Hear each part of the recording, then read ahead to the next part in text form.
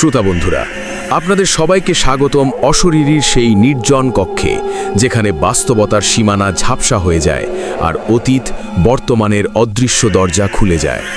মনে রাখবেন, রাত 10টা মানেই অশরীরীর রাত, আর যারা আমাদের ফেসবুক পেজে যুক্ত আছেন তাদের জন্য রাত 11টা মানেই অপেক্ষার অবসান। আজ আমরা শোনাব এপিসোড 28। আজকের দুটি ঘটনা এতটাই তাজা, এতটাই জীবন্ত যে ঘটনা বলার সময় আমার নিজের গায়েও কাঁটা দিয়ে উঠছে। প্রথম ঘটনাটি ঘিরে আছে বাংলাদেশের দক্ষিণাঞ্চলের একটি রহস্যময় জঙ্গলকে, আর দ্বিতীয় ঘটনাটি শুরু হয় ঢাকার এক তরুণের নেপাল ভ্রমণের উৎসব মুখর পরিকল্পনা দিয়ে, কিন্তু শেষ হয় এক অনন্ত দুঃস্বপ্নে।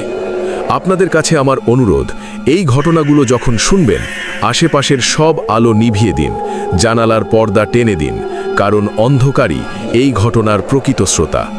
তাহলে সময় নষ্ট না করে শুরু করা যাক আজকের ঘটনা শুরু করার আগে একটা ছোট অনুরোধ, যারা এখনও অশরীরী পরিবারে যুক্ত হননি তারা দয়া করে সাবস্ক্রাইব বাটন ও পাশের বেল আইকন টিপে অল নোটিফিকেশন অন করে নিন, কারণ আজকের ঘটনাগুলো এতটাই বিস্তারিত ও গভীরে যাবে যে আপনি শুনতে শুনতে নিজেকে সেই স্থানের অংশ হিসাবে আবিষ্কার করবেন। আর যারা আমাদের ফেসবুক পেজ থেকে দেখছেন, প্লিজ পেজটি ফলো করে নিন যেন কোনো আপডেট মিস না করেন, কারণ আজকের ঘটনাগুলো শোনার পর এই ভিডিও বা অডিওটি বন্ধ করারও আপনার সাহস নাও থাকতে পারে।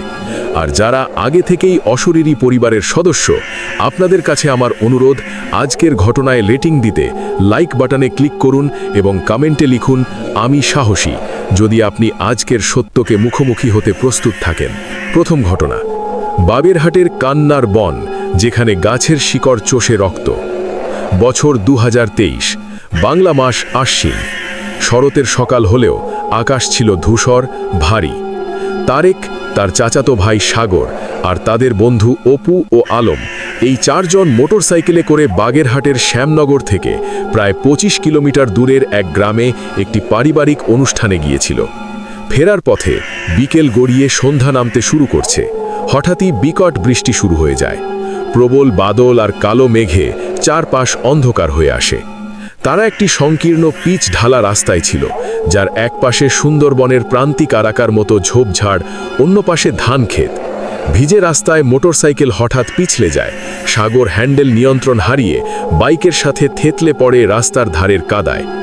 ভাগ্যক্রমে কেউ গুরুতর আহত হননি, শুধু কয়েকটা ছড়ে খোঁচা লাগে। কিন্তু সমস্যা দেখা দেয় অন্য জায়গায়। বাইকের ইঞ্জিন একদম মরে যায়, বারবার চেষ্টা করেও স্টার্ট নেয় না। বৃষ্টি আরও জোরালো হয়। সেই নির্জন রাস্তায় তখন কোনো যানবাহন চলে না, মোবাইল নেটওয়ার্কও একদম নেই। অন্ধকারে হাতড়ে তারা দেখে রাস্তার পাশে একটি পুরনো জীর্ণ ইটের সাইনবোর্ড আছে, যাতে অর্ধ মুছে যাওয়া বাংলা অক্ষরে লেখা, সতর্কতা, মধুমতি বন বিট, পরিত্যক্ত, প্রবেশ নিষেধ। সাইনবোর্ডের পাশেই একটা মাটির সাঁকো পথ চলে গেছে গভীর জঙ্গলের দিকে। বৃষ্টি থেকে সাময়িক আশ্রয়ের জন্য আর হয়তো বনের ভেতরে কোনো আশ্রয় বা মানুষ পাওয়ার আশায় তারা সিদ্ধান্ত নেয় সেই পথ ধরে হাঁটার। তাদের মনে হয়েছিল হয়তো বন বিটের পরিত্যক্ত কোনো কাচারি ঘর বা স্থাপনা পাবেন, যেখানে রাতটা কাটাতে পারবেন। জঙ্গলে ঢোকার পরেই পরিবেশটা অন্যরকম মনে হতে শুরু করে। বাইরের বৃষ্টি ছিল স্বাভাবিক, কিন্তু জঙ্গলের ভেতরের বৃষ্টির পানির শব্দ ভিন্ন, যেন কেউ উপর থেকে বালি ছুঁড়ে মারছে পাতায়। আর গন্ধ, মাটির গন্ধ নয়, একটু টকটকে মিষ্টি গন্ধ, যেন পাকা ফল পড়ছে। তারেকের কথা, আমাদের টর্চের আলোয় আমরা আগাচ্ছিলাম। গাছগুলো এতটাই ঘন যে টর্চের আলো ঠিকমতো ভেদ করে যাচ্ছিল না। পাতাগুলির আকৃতি ছিল অদ্ভুত। কিছু পাতার কিনারা ছিল সূচালো, কিছু পাতায় যেন রক্তের শিরা উপশিরার মতো দাগ। আমরা প্রায় আধা কিলোমিটার ভেতরে গিয়েছি, তখনই অপু প্রথমটা লক্ষ্য করে। সে আমাদের দেখায় একটা বট গাছের গুড়িতে প্রায় মানব মুখের মতো একটা দাগ। শুধু মুখ না, যেন কেউ চোখ বন্ধ করে চিৎকার করছে, এমন ভঙ্গি। আমরা প্রথমে ভাবলাম প্রাকৃতিক খোদাই, কিন্তু পরে আরও গাছের গুড়িতে একই ধরনের মুখ দেখতে শুরু করি। সবগুলোতেই একই ভঙ্গি, চিৎকাররত মুখ। তারা আরও ভেতরে যায়। বৃষ্টি কমে গিয়েছিল, কিন্তু জঙ্গলের ভেতর এক ধরনের কুয়াশা জমতে শুরু করে। টর্চের আলো যেন দুধেলে সাদা পর্দায় আটকা পড়ে। হাঁটতে হাঁটতে তারা একটা খালি জায়গা পায়। সেটা একটা ছোট ক্লিয়ারিং, যার মাঝখানে একটা পোড়ো ইমারতের ধ্বংসাবশেষ, সম্ভবত পুরনো বনবিটের অফিস বা নজরদারি টাওয়ারের অংশ। ভবনের একটা কক্ষ প্রায় অক্ষত ছিল, ছাদ ছিল। তারা সেখানে আশ্রয় নেয়। ঠান্ডা আর ভয়ে তারা কাঁপছিল। ঘরের এক কোণে পুরনো ইট, কংক্রিটের টুকরো আর শুকনো পাতা জমেছিল। অপু ও আলম সেই জায়গাটা একটু পরিষ্কার করে বিছানা করার চেষ্টা করছিল। তখনই তাদের হাতের স্পর্শে মাটির নিচ থেকে একটা জিনিস বেরিয়ে আসে। সেটা মানব করটি নয়, কিন্তু প্রায় তেমনই, একটা হরিণের হাতার খুলি। কিন্তু সেটা স্বাভাবিক অবস্থায় নেই। খুলির মাঝখান থেকে একটা গাছের চারা, একেবারে ছোট্ট গাছ, বেরিয়ে এসে মাটির সাথে আষ্টপিষ্টে জড়িয়ে আছে, যেন গাছটা খুলিকেই মাটির সাথে আটকে রেখেছে। দেখে তাদের গা শিরশির করে ওঠে। ঘটনার টার্নিং পয়েন্ট আসে রাত তখন 11টার পর। তারা চারজন কক্ষের একপাশে বসেছিল, ঠান্ডায় কুকড়ে। হঠাৎ বাইরে থেকে খুব স্পষ্ট শব্দ শোনা যায়। শব্দটা অনেকটা এমন যেন কেউ খুব ভারী কিছু টেনে নিয়ে যাচ্ছে মাটির ওপর দিয়ে। শব্দটা ক্লিয়ারিংয়ের পাশ দিয়ে এক প্রান্ত থেকে অন্য প্রান্তে চলে যায়। সাথে ছিল একটা ফিসফিসনি। অনেক মানুষের ফিসফিসনি মিলেমিশে একাকার হয়, কিন্তু শব্দ বোঝা যায় না। তারা নিঃশব্দে টর্চ বন্ধ করে দেয়। অন্ধকারে শুধু সেই টানাটানির শব্দ আর ফিসফিসনি। তারেক জানালার ফাঁক দিয়ে বাইরে তাকানোর চেষ্টা করেন। সেই মুহূর্তে মেঘ কেটে চাঁদ সামান্য আলো দেয়, যা তিনি দেখেন আজও তা তার চোখের সামনে ভাসে। ক্লিয়ারিংয়ের ওপারে গাছের আড়ালে কুয়াশার মধ্য দিয়ে অস্পষ্টভাবে প্রায় 10-12টি মানবাকৃতি ছায়া সারিবদ্ধভাবে দাঁড়িয়ে আছে।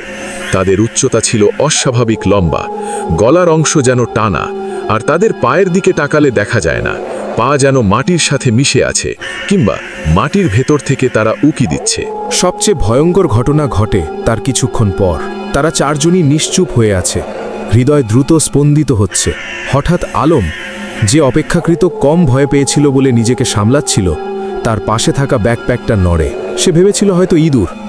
সে টর্চ জেলে ব্যাকপ্যাকের দিকে আলো ফেলে। ব্যাকপ্যাকের ওপর তার প্লাস্টিকের পানির বোতলটা সোজা দাঁড়িয়ে আছে। কেউই সেটা সেভাবে রাখেনি। আলম বোতলটা ধরতে হাত বাড়াতেই বোতলটা নিজে থেকে গড়িয়ে পড়ে, আর নিচে লুকিয়ে থাকা একটা পাতার নিচ থেকে একটা জিনিস বেরিয়ে আসে। সেটা একটা মানুষের আঙুলের মতো দেখতে, কিন্তু কালো, শুকনো, কাঠের মতো। সেটা দ্রুত সরে গিয়ে অন্ধকারে মিশে যায়। এই দৃশ্য দেখে আলমের ধৈর্যের বাঁধ ভেঙে যায়। সে চিৎকার করে ওঠে, এখানে থাকা যাবে না, বের হতে হবে। আলমের চিৎকার যেন একটা অদৃশ্য শিলমোহর ভেঙে দেয়। সাথে সাথেই বাইরের সেই ফিসফিসানি উচ্চস্বরে কান্নায় রূপ নেয়। পুরো ক্লিয়ারিং জুড়ে, গাছের ডালপালা থেকে, মাটি থেকে, যেন শত শত মানুষ একসাথে করুণ স্বরে কাঁদছে। শব্দটা এতটাই বাস্তবিক ও মর্মস্পর্শী যে তারেকের চোখেও পানি চলে আসে। ভয় নয়, এক গভীর মর্মবেদনা। সেই কান্নার শব্দের মধ্যেই আবার সেই টানাটানির শব্দ শোনা যায়। এবার সরাসরি তাদের কক্ষের দিকে আসছে। তারা টর্চ জেলে দরজার দিকে আলো ফেলতেই দেখে দরজার বাইরে মাটি থেকে অসংখ্য গাছের শিকড়, লতা, কাণ্ড যেন সাপের মতো সক্রিয় হয়ে উঠছে এবং দরজার দিকে ছুটে আসছে। সেগুলোর রং ছিল গাঢ় বাদামি, কিন্তু কয়েকটা রাগায় টকটকে লাল রং, যেন রক্ত মাখানো। ভয়ে আতঙ্কিত চারজন পিছনের দিকের ভাঙা দেয়াল দিয়ে বের হওয়ার চেষ্টা করে। তারা জঙ্গলের ভেতর দিয়ে ছুটতে শুরু করে, যেদিকে এসেছিল তার উল্টো দিকে, কিন্তু পথ চিনতে পারছে না। পিছন থেকে সেই লতাগুলোই যেন তাদের পিছন পিছন আসছে, মাটি ফুঁড়ে, গাছ বেয়ে। তাদের পায়ের নিচের মাটিও যেন নরম হয়ে গেছে। প্রতি পা ফেলতে যেন কাদায় আটকে যায়। ছুটতে ছুটতে অপু হোঁচট খেয়ে পড়ে যায়। তারেক ও সাগর তাকে টানতে গিয়ে দেখে ওর পায়ের গোড়ালি জড়িয়ে ধরে আছে দুটো শক্ত শুকনো লতা। তারা ছুরি দিয়ে কাটতে যায়, কিন্তু লতাগুলো থেকে একটা ঘন লালচে রস বেরিয়ে আসে, যা দেখতে এবং গন্ধে একদম রক্তের মতো। অপু চিৎকার করতে থাকে, ওরা আমার রক্ত টানছে, টানছে। সাগর ও তারেক জোরে জোরে কাটতে থাকে। শেষমেশ লতা কাটা যায়, কিন্তু অপুর গোড়ালিতে গভীর দাগ বসে যায়। সেখান থেকে রক্ত পড়তে থাকে। তারা অপুকে কাঁধে নিয়ে আবার ছোটে। অবশেষে তারা একটা খালের ধারে এসে পড়ে। খালের ওপারে তারা দূরের একটা গ্রামের আলো দেখতে পায়। তারা কোনো মতে ঠান্ডা পানিতে ঝাঁপ দেয় ও সাঁতার কেটে ওপারে ওঠে। ওপারে উঠে পিছনে তাকিয়ে দেখে খালের ওপারের জঙ্গল থেকে অস্পষ্ট কয়েকটা ছায়া দাঁড়িয়ে আছে, কিন্তু তারা যেন পানি পার হতে পারছে না। শুধু সেই করুণ কান্নার শব্দটা তখনও ভেসে আসছে। গ্রামে পৌঁছে তারা স্থানীয় এক বয়োজ্যেষ্ঠের কাছে তাদের অভিজ্ঞতার কথা বলে। বৃদ্ধ তাদের মুখ শুনে ভ্যাকাশে হয়ে যান। তিনি বলেন, তোমরা কান্নার বনে ঢুকে পড়েছিলে। ওই বনবিটে একসময় দস্যু বাগদিদের আড্ডা ছিল। ৭১-এর সময়ও অনেক নিরীহ মানুষকে সেখানে নিয়ে হত্যা করা হয়। কথিত আছে, যারা সেখানে মারা গেছে তাদের আত্মা মাটিতে আটকে গেছে। ওই বনের গাছগুলো, বিশেষ করে যে গাছগুলোর পাতায় লাল শিরা, সেগুলো ওই মাটি থেকেই পুষ্টি নেয়, মানে ওই মৃত আত্মাদের শক্তি থেকে। আর সেগুলোই রাত হলে জাগে, নতুন শক্তি, নতুন খাদ্য খোঁজে। তোমরা সেখানে আশ্রয় নিয়েছিলে, ওরা তোমাদেরকেই চেয়েছিল। তোমাদের বন্ধুর পা ধরে টানাটানি সেটা শুরু মাত্র। বৃদ্ধ আরও বলেন, যে বনে প্রবেশ করে কেউ যদি ভয় পায় বা কাঁদে, তার শক্তিই ওই গাছগুলোর খাদ্য হয়ে যায়। আর আত্মারা তাকেই টেনে নিতে চায় মাটির নিচে, তাদের সাথে যুক্ত হওয়ার জন্য।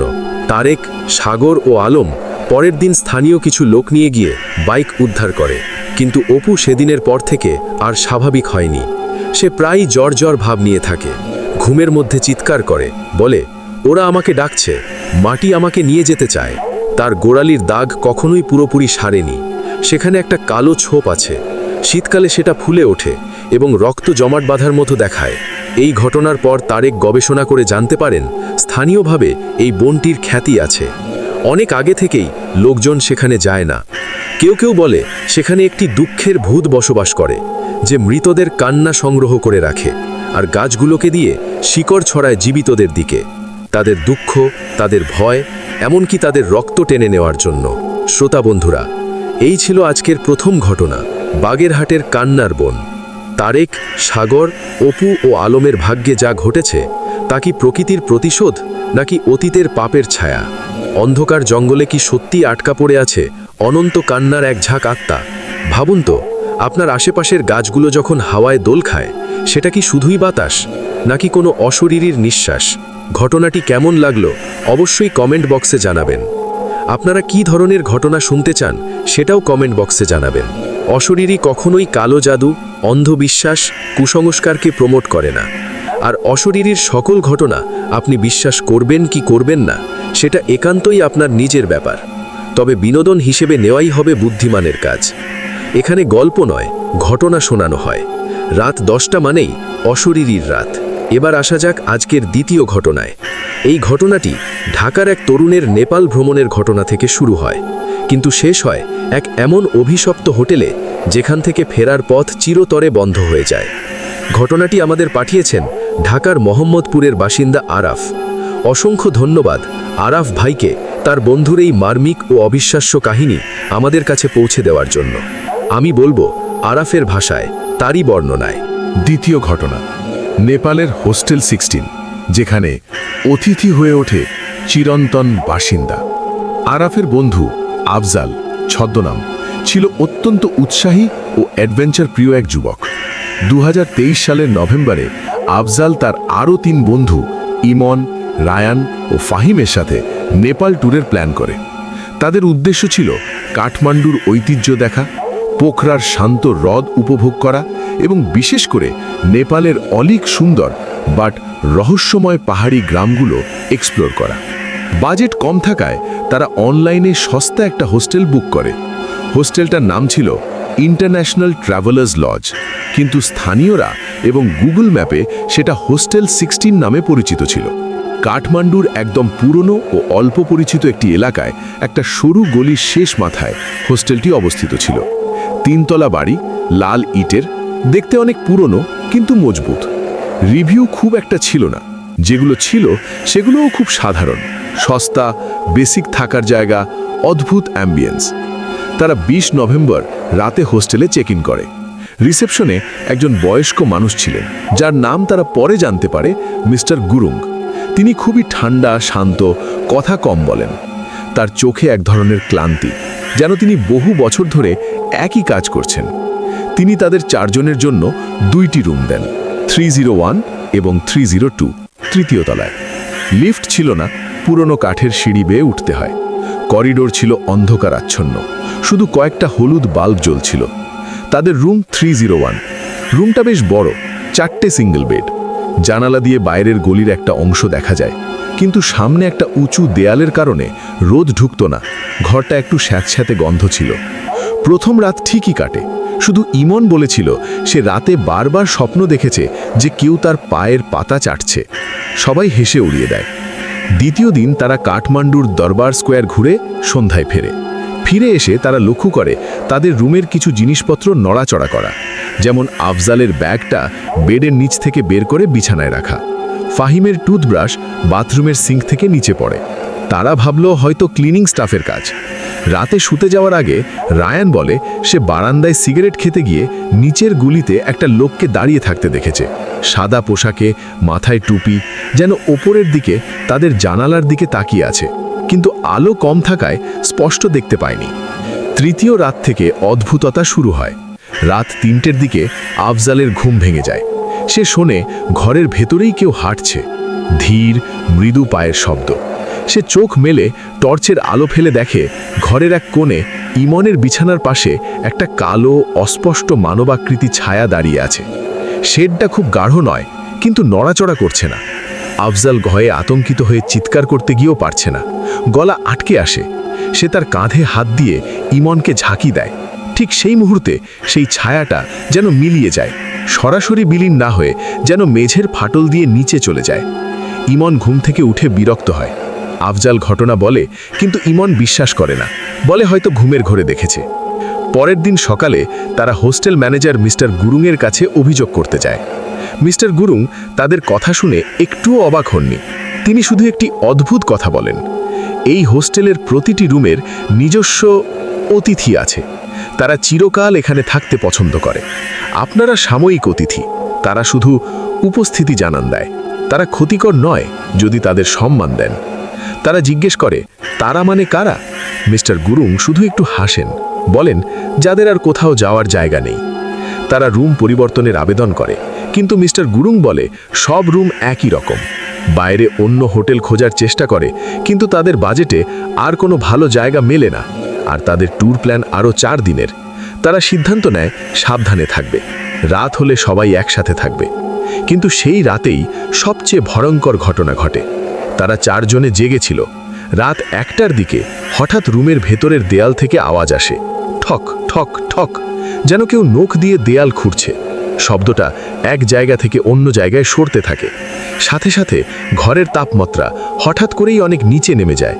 তাদের নিঃশ্বাস বাষ্প হয়ে উঠতে দেখা যায়। ফাহিম, যে সবচেয়ে বেশি ভয় পেয়েছিল, সে বিছানা থেকে লাফ দিয়ে উঠে দরজার দিকে যায় বের হওয়ার জন্য, কিন্তু দরজার হ্যান্ডেলটা নড়ছে না, যেন বাইরে থেকে কেউ শক্ত করে ধরে রেখেছে। ঠিক তখন ইমন চিৎকার করে ওঠে। সবাই তাকায় ইমনের দিকে। ইমন বিছানায় শুয়ে, কিন্তু তার বুকের ওপর একটা সাদা প্রায় স্বচ্ছ একটা মানবাকৃতি জিনিস চেপে বসে আছে। সেটার মুখচ্ছবি স্পষ্ট নয়, কিন্তু মাথার অংশটা বারবার ঝাঁকুনি দিচ্ছে, যেন ইমনের মুখের দিকে নিচু হচ্ছে। ইমন হাত পা ছুটছে, কিন্তু তাড়াতে পারছে না, তার গলা দিয়ে শব্দ বের হচ্ছে না। আফজাল ও রায়ান সাহস করে ছুটে যায় ইমনের বিছানার দিকে, কিন্তু তারা হাঁটতে পারছে না, যেন ঘন কুয়াশার মধ্যে হাঁটছে। বাতাসে একটা অদৃশ্য প্রতিরোধ। আফজাল চিৎকার করে বলে, যাও, ছেড়ে দাও তাকে।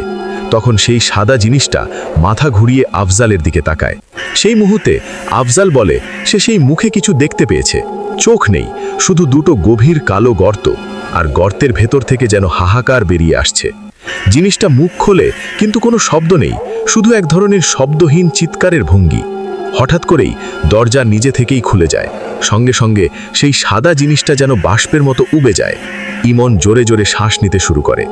ঘরের তাপমাত্রা আবার স্বাভাবিক হতে শুরু করে। তারা 4 জনেই আতঙ্কে কাঁপছে।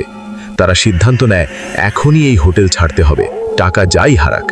তারা দ্রুত জিনিসপত্র গুছিয়ে নিচে রিসেপশনে আসে। তখন রাত 2টো। রিসেপশনে মিস্টার গুরুং বসেছিলেন না। তারা চিৎকার করে ডাকতে থাকে। কয়েক মিনিট পর মিস্টার গুরুং পেছনের একটি রুম থেকে বেরিয়ে আসেন। তিনি তাদের দেখে যেন একটু খুশিই হন। তিনি বলেন, তারা তোমাদেরকে স্বাগত জানিয়েছে, দেখো তো, এখন তোমরা চিরকালের জন্য তাদের অংশ হয়ে গেলে। আফজালরা তার কথায় কান না দিয়ে বিল দাবি করে। মিস্টার গুরুং হেসে বলেন, বিল? তোমাদের অবস্থানই এখন বিল। তোমাদের একজনকে রেখে যেতে হবে, এটা নিয়ম। তারা ভেবেছিল লোকটা পাগল। তারা জোর করে দরজা খুলে বাইরে বের হওয়ার চেষ্টা করে, কিন্তু মূল দরজাটাও বন্ধ, তালা লাগানো। তখন মিস্টার গুরুং একটা পুরনো ঘণ্টা বাজান। ঘণ্টার শব্দের সাথে সাথেই হোটেলের করিডোর থেকে, সিঁড়ি থেকে, ছাদ থেকে অস্পষ্ট ফিসফিসানি ও পায়ের শব্দ ভেসে আসতে শুরু করে, যেন অনেক মানুষ নিচে নামছে। তারা জানালা দিয়ে দেখে গলিতেও কয়েকটা ছায়া জড়ো হচ্ছে। তারা চরম আতঙ্কে পড়ে যায়। শেষ উপায় হিসেবে তারা পেছনের দিকে রান্নাঘরের দিকে দৌড়ায়, যেখানে একটা ছোট খিড়কি দরজা দেখতে পায়। দরজাটা ভাঙাচোরা, তালা নেই। তারা সেটা ভেঙে বেরিয়ে পড়ে অন্ধকার গলিতে। পেছন থেকে মিস্টার গুরুংয়ের কণ্ঠস্বর শোনা যায়, যাও, পালাও। কিন্তু সে তো আর পালাতে পারবে না। তারা ছুটতে থাকে, পেছন ফিরে তাকায় না। অনেক দৌড়ানোর পর একটা মেন রোডে পৌঁছে এক ট্যাক্সি ধরে। তারা সরাসরি এয়ারপোর্ট চলে যায়। ভাগ্য ভালো, সকালে প্রথম ফ্লাইটেই তারা কাঠমান্ডু ত্যাগ করে। কিন্তু সমস্যা হলো ইমন। বিমানে ওঠার সময় থেকেই ইমন খুব চুপচাপ, শরীর ঠান্ডা। ঢাকা ফেরার পর সে আর স্বাভাবিক হয়নি। সে প্রায়ই বলে, সে আমার সাথে আসছে, সে আমার ভেতরে। সে খেতে চায় না, ঘুমাতে চায় না, শুধু বসে থাকে জানালার দিকে তাকিয়ে। তার শরীর দিন দিন দুর্বল হতে থাকে। ডাক্তাররা কিছু ধরে উঠতে পারে না, শুধু বলে সিভিয়ার অ্যাংজাইটি ও ডিপ্রেশন। একদিন রাতে আরাফ আফজালের সাথে ফোনে কথা বলছিল। তখন ফোনের ওপাশ থেকে হঠাৎ ইমনের কণ্ঠস্বর শোনা যায়। কিন্তু সেটা ইমনের স্বর নয়, একটা কর্কশ, বহু মানুষের কণ্ঠ মিলিত এমন একটা আওয়াজ, আমরা তাকে পেয়েছি, সে এখন আমাদের। হোস্টেল 16 চিরকাল তার জন্য অপেক্ষা করবে। এর কিছুদিন পরই ইমন মারা যায়। ডেথ সার্টিফিকেটে কারণ লেখা হয় কার্ডিয়াক অ্যারেস্ট। কিন্তু আফজাল ও বাকি দুজন বন্ধুর বিশ্বাস, ইমনকে ওই হোটেলের অতিথিরা টেনে নিয়েছে। আরাফের শেষ মন্তব্য, আমরা অনেক রিসার্চ করেছি, হোস্টেল 16 সম্পর্কে খুব বেশি তথ্য নেই। শুধু কিছু পুরনো ফোরামে লেখা আছে ওটা একসময় একটা গেস্ট হাউস ছিল, যেখানে বহু বছর আগে একসাথে অনেক মানুষ মারা গিয়েছিল, সম্ভবত আগুনে বা গ্যাস লিকেজে। তাদের আত্মা সেখানেই আটকে আছে। আর মিস্টার গুরুং বা যে কেউ ম্যানেজ করে, সে হয়তো সেই আত্মাদের খাদ্য যোগান দেয় নতুন অতিথিদের মধ্যে থেকে কাউকে বেছে নিয়ে একটা ভয়ঙ্কর পরিবারের অংশ বানানোর জন্য। ইমন সেখানে রয়ে গেছে চিরতরে। শ্রোতা বন্ধুরা, এই ছিল আজকের দ্বিতীয় ঘটনা, নেপালের হোস্টেল 16। ভ্রমণ হচ্ছে আনন্দের, কিন্তু আমরা কোন অজানা জায়গায় পা দিচ্ছি সেটা কেউ জানি না। হয়তো কোনো পুরনো ইমারত শুধু ইট পাথরের নয়, বরং হাজার হাজার স্মৃতি, দুঃখ এবং ক্ষুধার্ত আত্মার আবাস। আরাফ, আফজাল, রায়ান ও ফাহিম পালিয়ে এসেছে, কিন্তু ইমনকে তারা ফিরে পায়নি। ইমন এখন সেই হোটেলের একটি চিরন্তন বাসিন্দা। আপনি যখন পরের বার ভ্রমণের জন্য হোটেল বুক করবেন, একটু খোঁজ নেবেন তো, রুম নম্বর, ঠিকানা নিশ্চিত হয়ে নেবেন। এই ছিল আজকের এপিসোড 28। আজকের দুটি ঘটনাই আমাদের শিখিয়ে দিল, প্রকৃতির গহীনে লুকিয়ে থাকা অতীতের কান্না কখনো থামে না, আর দূর দেশের কোনো সস্তা আশ্রয় আপনার চিরস্থায়ী আতঙ্ক হয়ে উঠতে পারে। আপনার কি কখনো এমন ভয়ঙ্কর অভিজ্ঞতা হয়েছে? লিখে পাঠান আমাদের অশরীরীঅফিশিয়াল@gmail.com-এ। মনে রাখবেন, রাত 10টা মানেই অশরীরীর রাত। আর আমাদের ফেসবুক পেজে রাত 11টায় অপেক্ষা করছে আরও গাঢ় অন্ধকারের ঘটনা। আগামীকাল রাত 10টায় আবারও দেখা হবে নতুন কোনো ভয়ের ঘটনা নিয়ে। সে পর্যন্ত ভালো থাকুন, সুস্থ থাকুন, সুন্দর থাকুন, নিরাপদে থাকুন। আর মনে রাখবেন, রাত 10টা মানেই অশরীরীর রাত। শুভরাত্রি।